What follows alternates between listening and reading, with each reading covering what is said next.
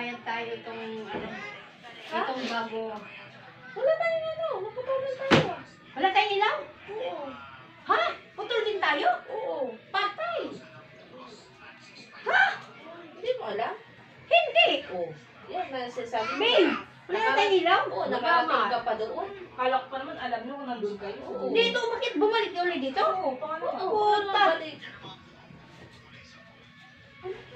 Saan tayo? Diyos, meron ko pa naman sa balagtot tayo magbabayad. Oo, malaki yung babayaran natin. Yan ang sinasabi ko eh. Ayaw niyo kasi yan. Sabi ko na sa inyo, mag-ano tayo. Malay ko pa, ngayon ko lang nakita yung ano nyo, yung ano nyo, Disconnection. disconnection. Kasi dapat- 3 buwan pala yung walang ano. 3 buwan pala yan. Ano to? Video man to, Bing. Patay tayo nito. Wala tayong pera pang bayad.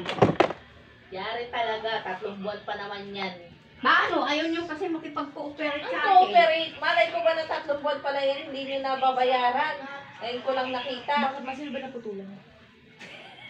Pinakapit ko pa mga isa tayo. Sa kanila 5,000. Sino?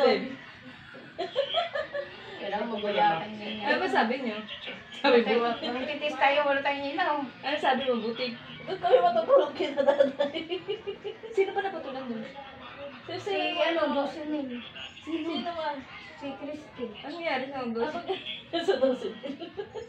Tawo-tawo kayo dyan, wala tayong pang Bakit bayad. to si Mir siya? Kala ko si Alfred naputulan dun. Eh, nauna mo pa kasi pumunta doon. Hindi mo alam eh. Wala din Alam mo kasi pumunta dito, ma'am. Oo, kanina pa namin. Halos lahat ata kinausap mo ng bahay. Silip nga, Ano katagtagal tonto ako, wala may kuryente tayo. Oo, saan ka na pupunta ba? Magkano ka dyan? Ma!